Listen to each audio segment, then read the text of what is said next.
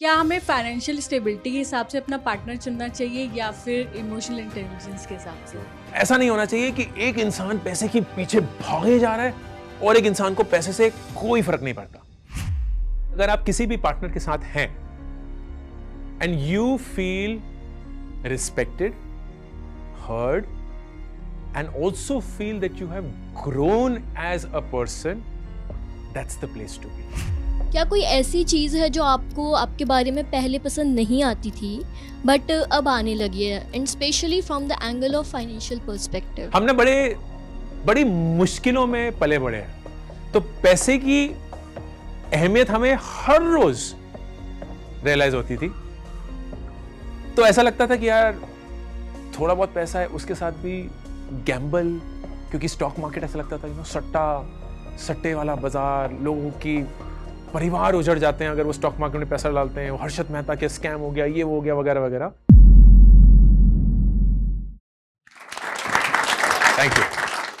की किताब में भी इसका जिक्र है कि अक्सर हम लोग सक्सेस के डेफिनेशन को लेके कंफ्यूज रहते हैं। मैं पता नहीं होता व्हाट इज सक्सेस, और उनमें से मैं भी एक हूँ, मुझे नहीं पता। तो सक्सेस का डेफिनेशन है क्या? हम जब खुद को दूसरों से कंपेयर करके दुखी होते हैं उस वक्त हमें क्या करना चाहिए? बहुत अच्छा सवाल है। इस सवाल का जवाब देने के लिए दो चीजें शेयर करूंगा। आप लोग काफी यंग हैं एंड किसी ने दिलवाले दुल्हनिया ले जाएंगी देखी है? हाँ, कोई है जिसने नहीं देखी है?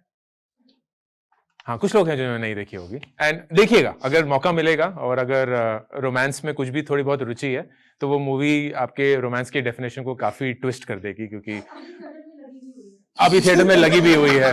तो दिल्ली के कि गोरखपुर के? दिल्ली। सही। तो जो मैं ये छोड़ूंगा नहीं है, जो कि पूरी शाम चलता रहेगा। तो DDLJ में एक सीन है जो कि किसी को भी शायद याद नहीं होगा, लेकिन जब मैंने वो सीन देखा था, और मैं कॉलेज में था जब DDLJ रिलीज हुई थी, तो उस समय इंप्रेशनेबल एज भी होती है। ऐसा लगता है कि राज और सिमरन की कहानी असली जिंदगी होती है, फिर पता चलता है कि एक्चुअली नहीं होती है। लेकिन जिनको भी मूवी थोड़ी बहुत याद है, सिमरन के पापा जबरदस्ती सिमरन को वापस पंजाब उनके पिंड गांव ले आते हैं, और शादी तय हो गई होती है, तो शादी वादी करनी होती है। एंड अचानक से सिमरन की दादी बीमार पड़ जाती है और बोलती है कि ये मुझे पता नहीं है कि मैं कितने दिन जिंदा रहूंगी, मेरा बस एक अरमान था कि सिमरन की शादी होते हुए देख लूं। तो जो शादी अगले हफ्ते होनी थी वो कल ही हो जाती है। लेकिन ये बोलते हुए she says this very beautiful thing, and वो सीन ऐसा है, मेरे अभी भी रोंगटे खड़े हो रहे हैं वो सीन को वापस बोलते हुए। बेड है, बेड पे लेटी हुई है, चारों तरफ दादी के बेटी, बेटा, पोता, पोती, like everyone that you care about in life.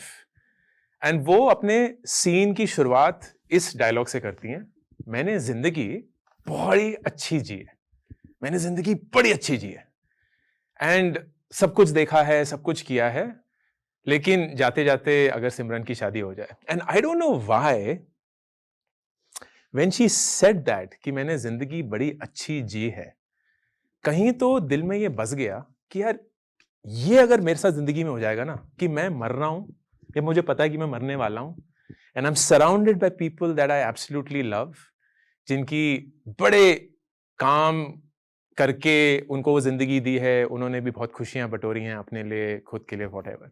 And सिर्फ एक ही चीज मेरे मुंह से निकल रही है, ये नहीं कि मेरे बैंक बैलेंस में देखो कितने हैं, देखो मेरे पास कितना बिटकॉइन है, देखो मेरे पास कितनी गाड़ियां हैं, देखो मैंने कितने वीडियो बनाए हैं, देखो 25 या 250 मिलियन फॉलोवर हैं यूट्यूब पे, व्हाटएवर दैट नंबर इज। सिर्फ एक ही चीज निकले कि मैंने जिंदगी बड़ी अच्छी जी है, that would be the best life ever lived.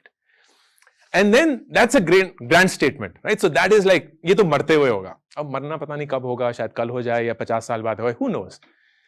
But if you can now backtrack that sentiment in some way to daily life, which is आप कॉलेज में क्या करना चाहते हैं, आप किसके साथ रिश्ता बनाना चाहते हैं, आप किस शहर में रहना चाहते हैं, आप क्या खरीदना चाहते हैं, आप जिंदगी में क्या करना चाहते हैं, या उस घंटे क्या करना चाहते हैं।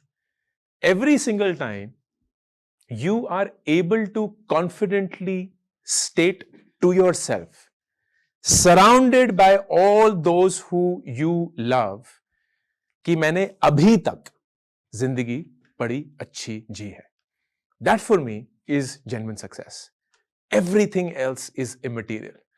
And it's funny you asked this question, Shreya, क्योंकि अभी जोश टॉक्स के ऑफिस आते आते I was watching Instagram reels, क्योंकि of course best use of someone's time, and उसमें लिखा होता है ये most likely fake है, but अच्छा लग रहा था सुनने में कि स्टीव जॉब्स 56 की एज में पैनक्रियाटिक कैंसर के शिकार होके मर गए. 56. When he died, he was worth $7 billion.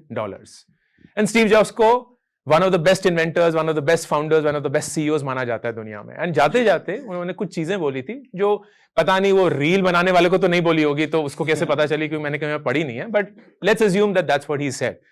And one thing that he said was, यार in the end, none of this matters. None of this matters. आपके पास कितना पैसा है, आपके पास कितना रुतबा है, आपको कितने लोग जानते हैं, आपने क्या बनाया है, क्या उखाड़ा है, कुछ फर्क नहीं पड़ता है. The only thing that matters is, are you happy or not? So teach your kids not to be rich, teach them how to be happy. Because if they're happy in whatever they do, they will find richness in everything that they have.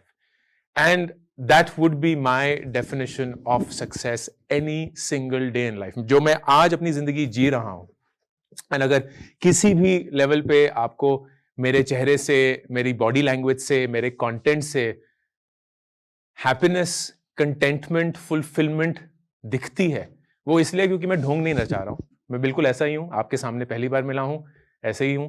Mall में मिलूंगा, ऐसे ही मिलूंगा. YouTube video पे मिलूंगा, ऐसे ही मिलूंगा. क्योंकि मैं जेन्युइनली अपनी जिंदगी उसी पैरामीटर पे जी रहा हूं कि किसी भी पॉइंट पे अगर मैं बिस्तर पे पड़ा हूं एंड मेरे आसपास वो लोग हों जिनको मैं बहुत प्यार करता हूं, मेरे मुंह से सिर्फ एक ही चीज निकले, मैंने जिंदगी बहुत अच्छी जी.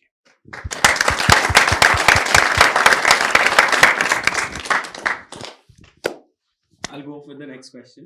बिल्कुल.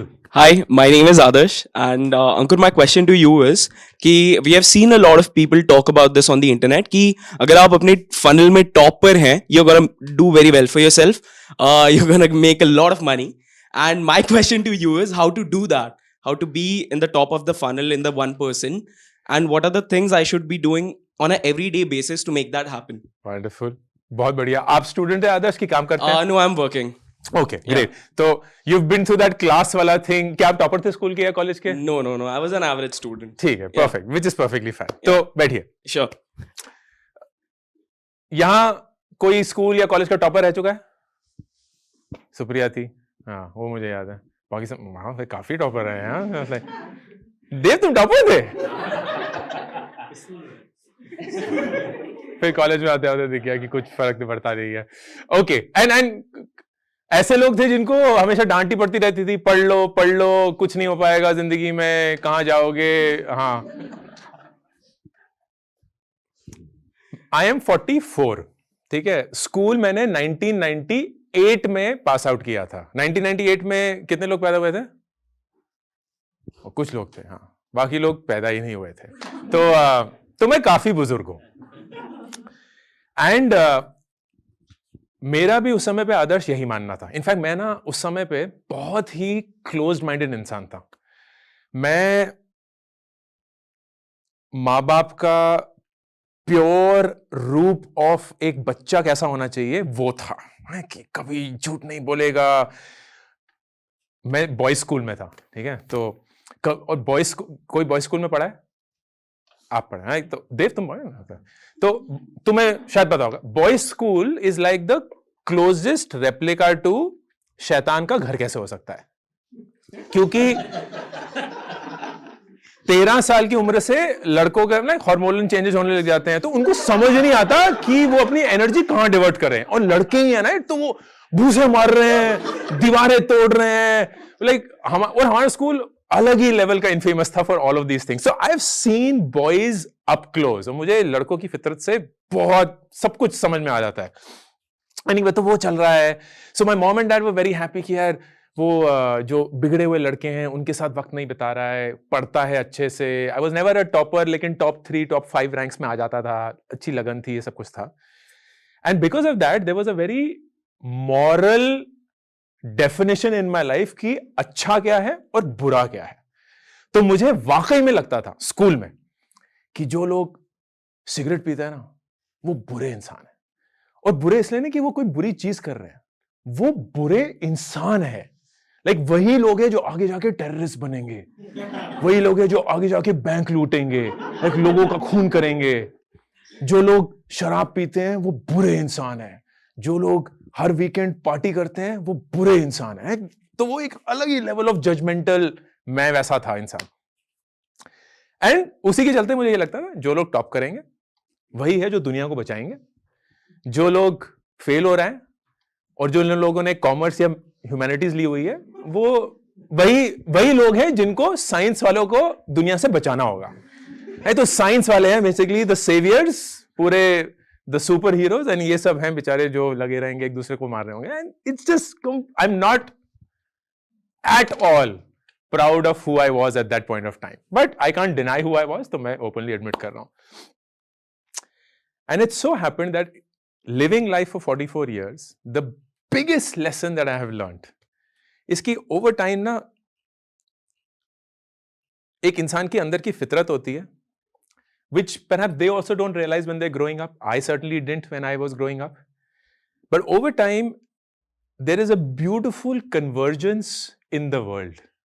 जो हमें लगता था बुरा है, जो हमें लगता था अच्छा है, कौन सही इंसान है, कोई गलत इंसान है, कोई क्या सही कर रहा है, कोई क्या गलत कर रहा है, somehow all of this begins to converge, not just in terms of personality but also in terms of success. तो आज की डेट में 25 साल हो गए हैं स्कूल छोड़े हुए, I can tell you with confidence, मेरा एग्जाम्पल सिर्फ मेरा ही नहीं है, हर एक शख्स जिसको इतना वक्त हो चुका है स्कूल छोड़े हुए यही बताएगा, कोई फर्क नहीं है आदर्श, कोई फर्क नहीं है फ्रॉम द लूजर्स जो नहीं करते थे एंड फ्रॉम द टॉपर्स जो जिंदगी में हर रोज छक्के चौके मार रहे थे। कोई फर्क नहीं है। फर्क पता क्या है कि कौन सा इंसान खुश है और कौन नहीं है, एंड उसमें कोई प्रॉक्सी नहीं है ऑफ एकेडमिक सक्सेस, कुछ नहीं है। ऐसा नहीं है कि जो लोग टॉपर है वो जिंदगी में बहुत खुश है। इनफैक्ट क्वाइट लाइकली जो लोग टॉपर है ना वो इतनी जल्दी जिंदगी में इतना सक्सेस देख लिए थे कि अब जाके ना वो ज्यादा दुखी हो गए हैं। यार जिंदगी तो वो थी नहीं जो हमने सोचा था, यहां तो हम बिल्कुल पढ़ लिख के नंबर ले आते थे एंड सब कुछ हो जाता था, लेकिन जरूरी नहीं है कि मेहनत करने से यू विल बी सक्सेसफुल। जरूरी ये भी नहीं है कि अगर आप मेहनत नहीं करेंगे तो आप फेल हो जाएंगे। Life has very different ways of interpreting things. So my only admission to you, which will be for me as well, one thing in my experience has always ensured success, and that is curiosity. जिज्ञासा, जानने की जिज्ञासा, सीखने की जिज्ञासा, करने की जिज्ञासा, that is the surest measure of success. क्योंकि जो इंसान बैठ गया वो जंग खाना शुरू कर देता है। That person has started rusting. And जिस इंसान ने अपने आप को ये बोल दिया नहीं मुझे पता है, मुझे मत बता, वो इंसान मर गया। लेकिन जो इंसान बिल्कुल बच्चे के तौर पे ना उठता है कि नहीं मुझे जानना है, मुझे पता करना है, मुझे करना है, that person will always keep moving forward. And it's amazing how I find such people in every single walk of life. छोटे से छोटे बच्चे तो ऐसे ही होते हैं। Like how is it that kids feel like, कितने लोग हैं जिनकी फैमिली में बच्चे हैं, like 10 साल से कम बच्चे, and you have like not yours of course but like anyone that you're growing up with, कुछ है, and you will see that, like अगर आपके nephew हैं, niece है या कोई भी और है, it's amazing how much they grow in just a short period of time. और वो क्यों हो रहा है? क्योंकि वो सिर्फ सीखते ही रहते हैं, उनको कोई एंड नहीं पता। वो गिरेंगे तो कुछ नया सीखेंगे, वो कुछ बनाएंगे तो कुछ नया सीखेंगे, वो कुछ नहीं बनाएंगे तो उससे कुछ नया सीखेंगे। लेकिन how is it that we will meet after 2 years and we be like यार ये तो वही है जो 2 साल पहले थी, वही बातें कर रही है जो 2 साल पहले कर रही थी, वही चीजें बोल रहा है जो 2 साल पहले बोल रहा था, ऐसे कुछ बदला ही नहीं है। That is the person that has stopped dead weight. So the only thing will be just be curious about people, life, everything that's happening around you, and keep questioning. Don't accept anything as status quo, and you'll be amazed at how far you will go with just that curiosity. That is the top 1% of the world. Thank you, uncle. Thank you. Hello sir, मेरा नाम सौम्या है, मैं लखनऊ से हूँ। मेरा question आपसे ये है कि मेरा ही नहीं तमाम यूथ के अंदर ये कन्फ्यूज़न है कि हमें जीवन अपना कैसे लाइफ पार्टनर के साथ बिताना चाहिए। मतलब आपके हिसाब से एक आइडियल लाइफ पार्टनर कैसा होना चाहिए? क्या हमें फाइनेंशियल स्टेबिलिटी के हिसाब से अपना पार्टनर चुनना चाहिए या फिर इमोशनल इंटेलिजेंस के हिसाब से? सर यार बड़ा ही पिछले सवाल से लेड ये सवाल क्या था। बैठिए सौम्या, बैठिए बैठिए। ये अच्छी चीज है कि जैसे ये फिल्टर निकालेंगे तो कुछ कुछ लोग इसमें से छट जाएंगे एकदम इंस्टेंटली। आई फील कि एक पार्टनर के लिए 3 चीजें बड़ी जरूरी होती है Saumya, and this need not be the only 3 things, लेकिन मुझे लगता है कि ये 3 चीजें जरूरी हैं।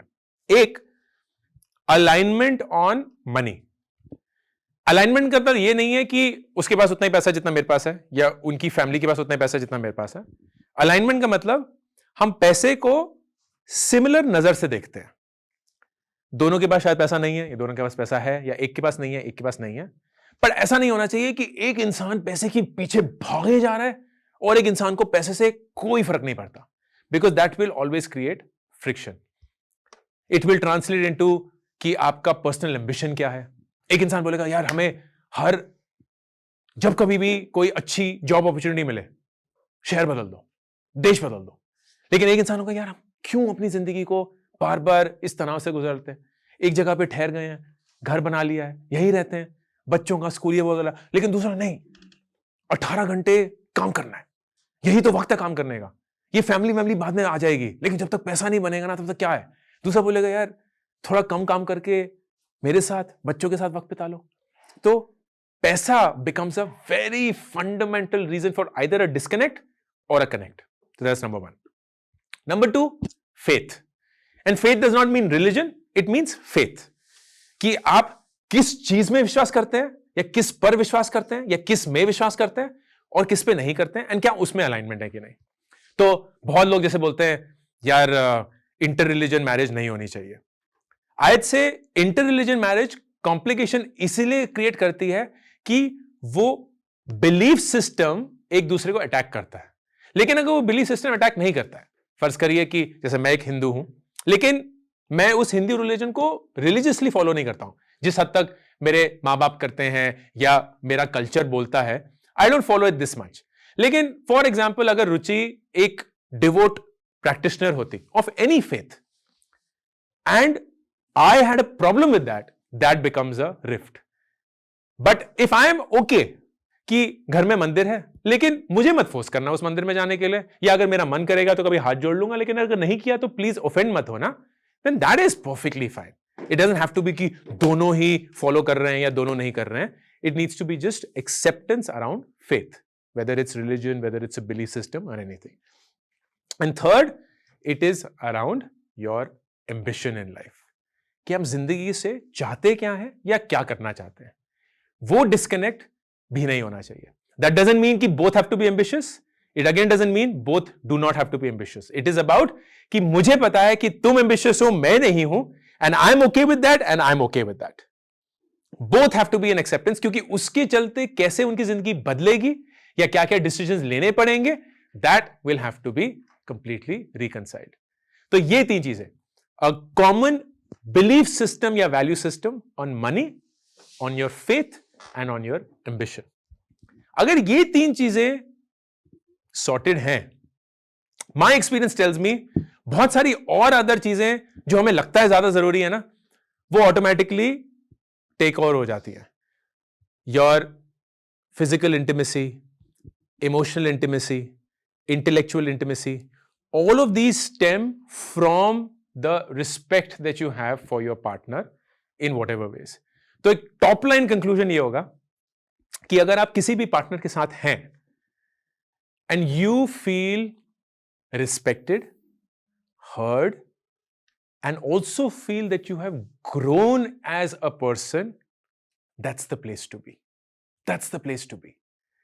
But if you feel not respected, कि वो तो बहुत एम्बिशियस है, बहुत अच्छे से काम कर रहा है, लेकिन अगर आप कभी बोलती हैं कि मैं ना कनाडा जाना चाहती हूँ पढ़ने के लिए, एंड ही लाइक यार अगर तुम चले गई तो इस रिलेशनशिप का क्या होगा? Like you would say this, but how is it that if you are planning to go to Canada you expect me to understand? As an example, that means there is not respect, mutual respect.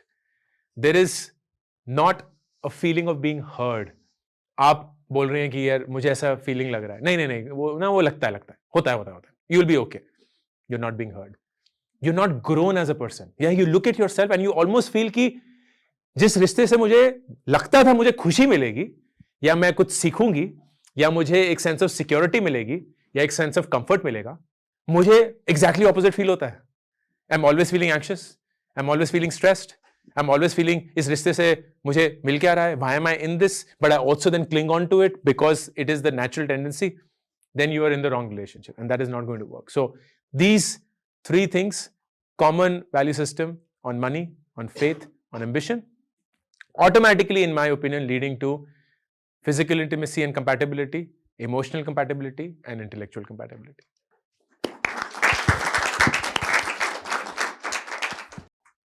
Sir मेरा नाम अनिशुर है और मैं बिहार से हूँ। Sir मेरे यहाँ जिस मैं परिवेश से आता हूँ वहाँ ये है कि सरकारी नौकरी को ही सफलता का पैमाना माना जाता है। बिल्कुल। तो ऐसे में आपसे सर एक सलाह है कि मेरा एक छोटा भाई है जो 19 साल का है और कॉलेज से पास आउट होने वाला है, तो उसके सामने दुविधा है। घर वाले चाहते हैं कि सरकारी नौकरी की प्रिपरेशन करे, वो चाहता है कि एंट्री लेवल पे एक अच्छी नौकरी मिले हमको। बिल्कुल। तो उसके लिए उसको इंटरव्यू से पहले क्या स्किल्स सीखने चाहिए और उसके लिए कौन से सही और उचित वेबसाइट्स हैं और उसमें क्या खर्च आएगा, प्लीज सर। बिल्कुल, बहुत बढ़िया सवाल अंशु। तो सबसे पहले इस सवाल का जवाब देने से पहले थोड़ा सा ये जानने की कोशिश करेंगे कि सरकारी नौकरी में ऐसा क्या है, बैठिए, जो कि हमें उसकी तरफ अट्रैक्ट करता है। एंड ये चीज समझने के लिए हमारे माँ बाप किस एनवायरनमेंट में पले बड़े उसको समझना जरूरी है। हमारे माँ बाप हमारे एनवायरनमेंट में नहीं पले बड़े। लाइक आप यहाँ एक बढ़िया से ऑफिस में बैठे हुए हैं, अच्छे कपड़े पहने हुए हैं, अच्छे से बोल रहे हैं, कॉन्फिडेंटली बोल रहे हैं, इतना एक्सपोजर मिल रहा है, भारत के कैपिटल रीजन में रहते हैं, काम करते हैं, पढ़ रहे हैं, एक अलग लेवल की जिंदगी है। हमारे माँ बाप की जिंदगी जद्दोजहद की थी। ये नहीं पता था कि अगले महीने का खर्चा आएगा कि नहीं, और अगर आएगा तो कहां से आएगा। तो उनके लिए survival was the only thing they focused on, कि जिंदा रहना है, नौकरी जिंदा रखनी है, आमदनी जिंदा रखनी है, बच्चों को पलाना है, बड़ा करना है, बाहर भेजना है, और उनकी जिंदगी को एब्सोल्युटली स्टेबल बनाना है। एंड उसके लिए उनको रिस्क लेने का ऑप्शन ही नहीं मिला था। तो what is the risk free option in a job? A government job. Which is why what is the risk free option of investment? FD. तो मां बाप का एफडी का प्यार इसलिए नहीं है क्योंकि वो हमारे दुश्मन है, इसलिए है क्योंकि उस समय पे पैसे को प्रोटेक्ट करना, उसकी सुरक्षा करना ज्यादा जरूरी था। ग्रो तो बाद में देखेंगे ना, पहले बच तो जाए।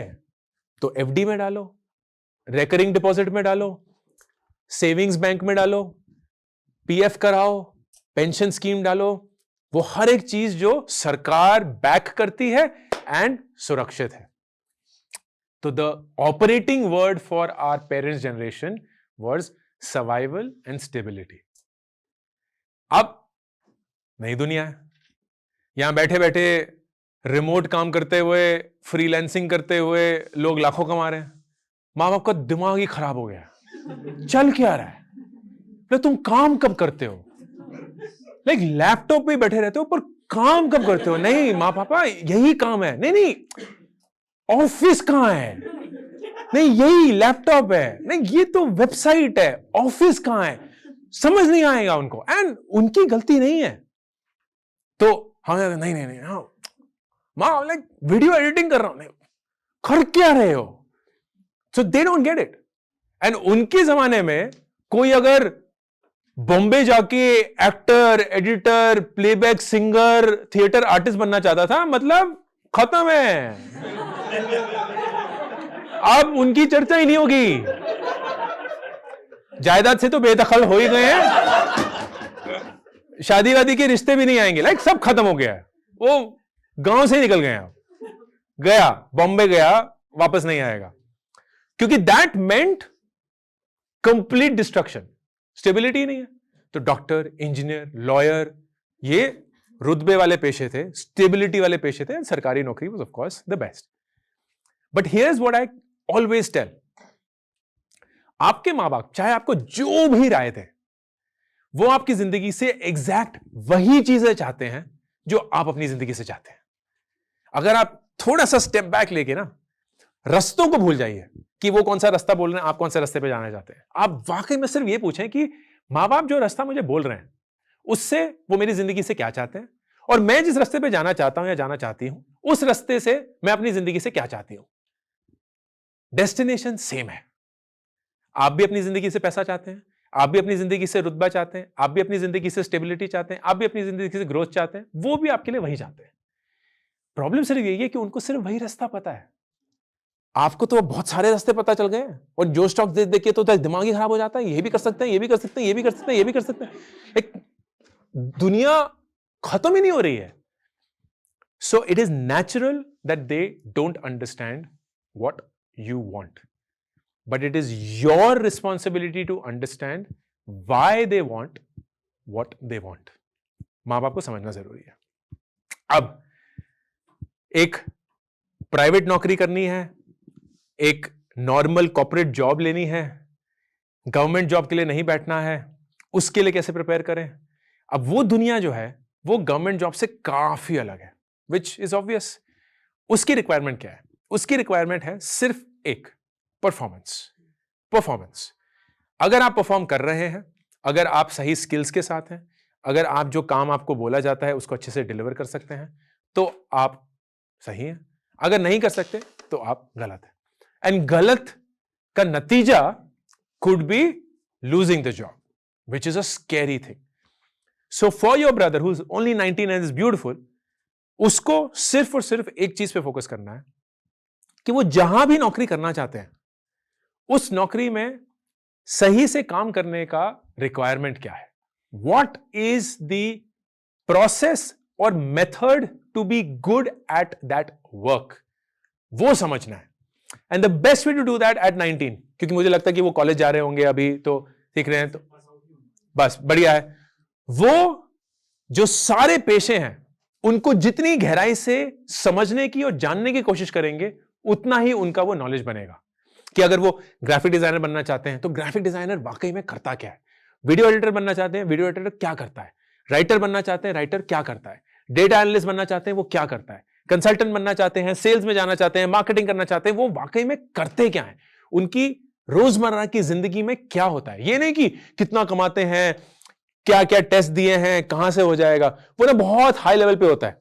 जैसे ही गहराई में जाएंगे और समझ में आएगा कि उनकी रोजमर्रा की जिंदगी क्या है, उस जिंदगी में अच्छा करने के लिए कौन से स्किल्स चाहिए होते हैं, उन स्किल्स की तैयारी करने के लिए कौन कौन से तरीके हैं, वो सारी चीजें उनको समझनी होंगी. And college is the best time to do that, क्योंकि प्रेशर नहीं है ऑफ परफॉर्मिंग, आप सिर्फ अभी सीख रहे हैं एज अ स्टूडेंट.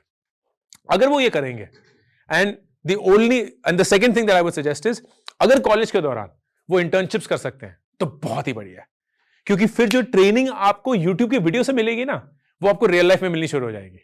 तो अगर आप एक सेल्स की इंटर्नशिप करते हैं तो आप सेल्स के बारे में उतना जान पाएंगे जितना यूट्यूब वीडियो से कभी नहीं जान पाएंगे. तो आई वुड हाईली रेकमेंड कि इन कॉलेज वो जितने ज्यादा प्रोफेशंस के बारे में सीख सकते हैं, समझ सकते हैं, इन डेप्थ वो करें, एंड जो जो उनको एक्साइटिंग लग रहे हैं उसमें वो इंटर्नशिप्स करें. इंटर्नशिप में कितना पैसा मिल रहा है, कौन सा बड़ा ब्रांड है, नहीं है, उससे कोई फर्क नहीं पड़ता है. The experience matters a lot more. मेरी टीम में ही 19 20 साल के कॉलेज के स्टूडेंट्स हैं जो कि इंटर्नशिप कर रहे हैं, and I am telling them कि आपको ऐसा एक्सपीरियंस मिल रहा है जो मेन नौकरी में भी लोगों को नहीं मिलेगा. इसलिए नहीं क्योंकि मैं कुछ ऐसा दे रहा हूं जो मैं कोई और नहीं देता है, इसलिए क्योंकि आपने एक कदम आगे बढ़ाकर अपने पूरे कॉलेज स्टूडेंट्स को पीछे छोड़ दिया. Because you are getting to experience real life, जो कि कॉलेज में बिल्कुल भी अनुभव नहीं होता है. That be my suggestion. Suppose करो कि जैसे आपने बताया आप 43 के हो, हाँ जी, कि सेम एक्सपीरियंस और सेम इंटेलेक्ट के साथ आपको करियर रीस्टार्ट करना है, फिर से जॉब स्टार्ट करनी है nearby.com में, और हाँ मैं जी. फाउंडर हूँ. हाँ. तो आपको आप अपने इंटरव्यू में क्या बोलोगे? टेल मी अबाउट योरसेल्फ का आंसर. मैं इंटरव्यू ले रहा हूँ कि मैं इंटरव्यू ले रहा हूँ, मैं आप फाउंडर हूँ. इंटरव्यू ले रहे हैं हाँ. और मैं नियर बाय का फाउंडर बनना चाहता हूँ. नहीं नहीं नहीं, ओह. आपको जॉब के लिए अप्लाई करना है. ओह, अच्छा अच्छा अच्छा. तो सेम इंटेलेक्ट और सेम एक्सपीरियंस के साथ हाँ. तो आप 1 मिनट में कैसे समझाओगे आप अपना इंट्रोडक्शन के जरिए। I am a curious learner who can do anything that you ask me to do. I may not know the answer, but I can assure you there is no better person who can find the answer than me. And if you're willing to take a bet on me, I have taken a bet on myself every single time, and I haven't disappointed myself. इसमें मुझे पता नहीं कि मुझे नौकरी मिलेगी कि नहीं, लेकिन मैं उसी कंपनी में काम करना चाहूंगा। सैलरी डिस्कस कर लेते हैं। वही है। हाय सर, मेरा नाम निहारिका है और मेरा आपसे क्वेश्चन ये है कि क्या कोई ऐसी चीज़ है जो आपको आपके बारे में पहले पसंद नहीं आती थी बट अब आने लगी है, and specially from the angle of financial perspective? Oh, that's a really good question Niharika, मैंने इसके बारे में कभी नहीं सोचा। कोई ऐसी चीज़ जो मुझे फाइनेंशियल एस्पेक्ट में पहले अपने बारे में पसंद नहीं आती थी लेकिन अब आने लगी है। I'd like to say, मुझे पहले ऐसा लगता था कि मैं बहुत अननेसेसरी रिस्क लेता हूं, और वो इसलिए था क्योंकि वही माहौल था, एफडी करा लो, रेकरिंग खोल लो, बैंक डिपॉजिट करा लो, और मुझे लगता नहीं स्टॉक मार्केट इतना अच्छा है, वहां पैसे डालने चाहिए। लेकिन मुझे कहीं ना कहीं ये फीलिंग होती थी कि मैं सही नहीं कर रहा हूं, क्योंकि हमने बड़ी मुश्किलों में पले बड़े हैं, तो पैसे की अहमियत हमें हर रोज रियलाइज होती थी। तो ऐसा लगता था कि यार थोड़ा बहुत पैसा है उसके साथ भी गैम्बल, क्योंकि स्टॉक मार्केट ऐसा लगता था सट्टे वाला बाजार, लोगों की परिवार उजड़ जाते हैं अगर वो स्टॉक मार्केट में पैसा डालते हैं, हर्षद मेहता के स्कैम हो गया, ये वो हो गया वगैरह वगैरह। तो I felt almost responsible and guilty about that. लेकिन अब मुझे रियलाइज होता है कि it was almost always the right thing. अगर मैं बहुत वक्त तक उसमें अच्छे से इन्वेस्टेड रहता तो कहानी बहुत अलग होती। Hello Ankur, my name is Atishay. Anyone who knows you knows that कि आप कितनी सारी चीज़ें करते थे between YouTube, public speaking, content and investing, everything.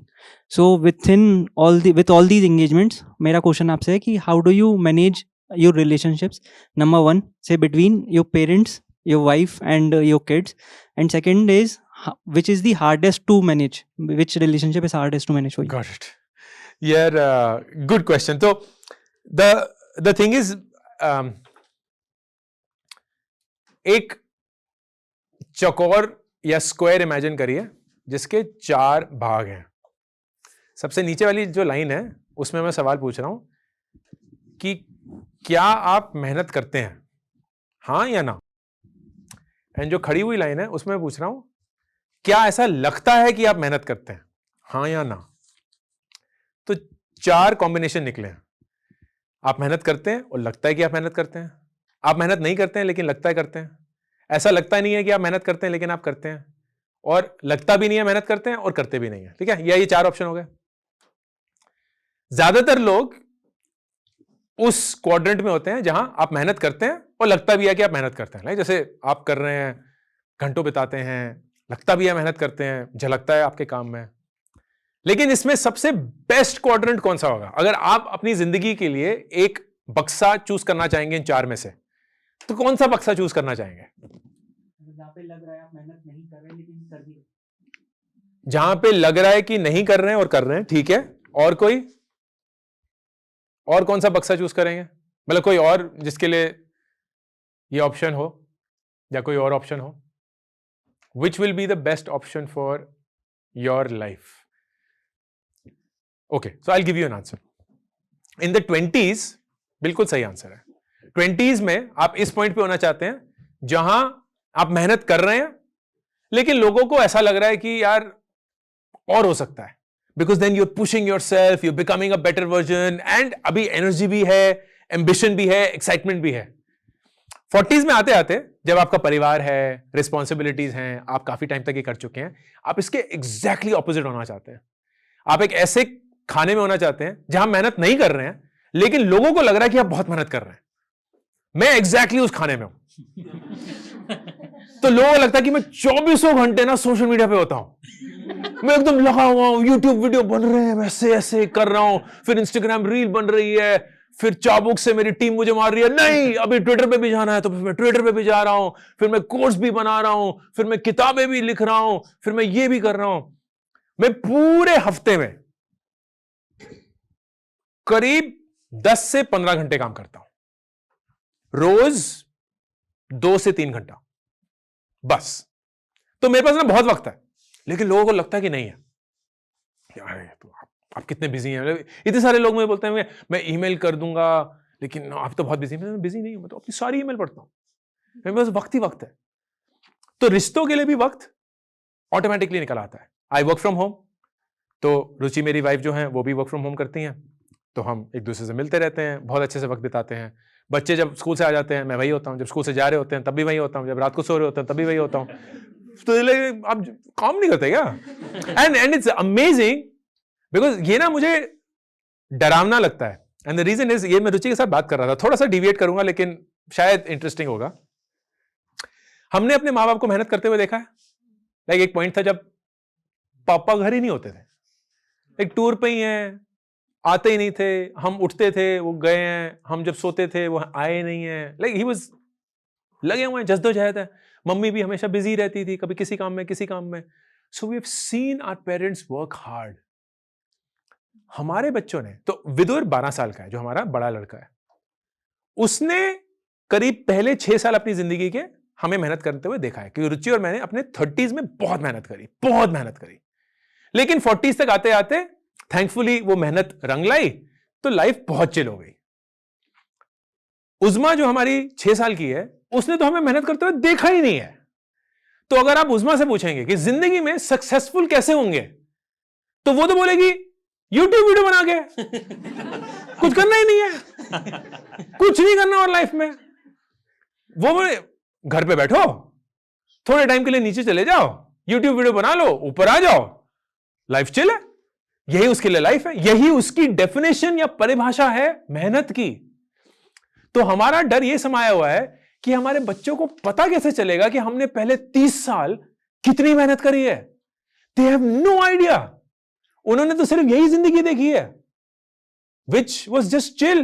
बढ़िया सा घर है, बहुत अच्छे से ट्रैवल कर रहे हैं, यूट्यूब वीडियो बन रहे हैं, पापा मम्मी के चेहरे पे कभी कोई शिकन ही नहीं है, कोई टेंशन ही नहीं है, सभी कुछ खुश हैं, रिश्ते भी सारे अच्छे चल रहे हैं। तो उनका तो अलग ही कुछ लव स्टोरी चल रही होगी शाहरुख खान की सब कुछ सही होता है ना। उनकी जिंदगी में कभी एकता बाली जी का सीरियल आएगा ही नहीं, दूर दूर तक नहीं आएगा। And that is such a concerning thing for a parent. But to answer your question, there is enough and more time for me to build the relationships that I have. Thankfully, mummy papa मेरे बहुत पास रहते हैं, रुचि के बहुत पास रहते हैं, तो हम अक्सर उनसे मिलते हैं। One big blessing, which I am so lucky for, and most of you may not have that, is that both our parents stay very close to ourselves. तो माँ बाप कश्मीर से हैं, but I don't know why they chose Delhi. And हम, जब मैं 3 साल का था वो दिल्ली मूव हो गए, and that is such a blessing, क्योंकि दिल्ली में अपॉर्चुनिटीज थी तो कभी दिल्ली से बाहर जाना ही नहीं पड़ा। तो आज एक ऐसा खुशनसीब सा मौसम है जहां हम अपनी जिंदगी दिल्ली में बना पाए, माँ बाप भी दिल्ली में रहे, एंड लिटरली 5 और 15 मिनट के दायरे में हम सारे परिवार से मिल पाते हैं, which is not necessarily always the case, but that is a blessing. अब इसमें सबसे मुश्किल रिश्ता, आई थिंक मुश्किल नहीं है, बट इट्स जस्ट दैट क्योंकि थोड़ा बहुत भी डिस्टेंस है, तो माँ बाप के साथ दिन में एक ही बार बात होती है, या हम हफ्ते में 1-2 बार मिलते हैं। It's not that they are living with us and we see them और वी लिव विद देम। तो थोड़ा सा डिस्टेंस बन जाता है, जहां उनकी जिंदगी में क्या चल रहा है, हमारी जिंदगी में क्या है, कभी कभी थोड़ा लेट पता चलता है। But I wouldn't call that hard, I would just call it delayed living. सबसे मुश्किल रिश्ता तो खुद के साथ ही होता है, क्योंकि अगर खुद के दिमाग के और खुद के ख्यालों के साथ ही नहीं रह सकते तो फिर तो कोई भी और रिश्ता, जैसे मैंने बताया था, मुश्किल ही हो जाता है।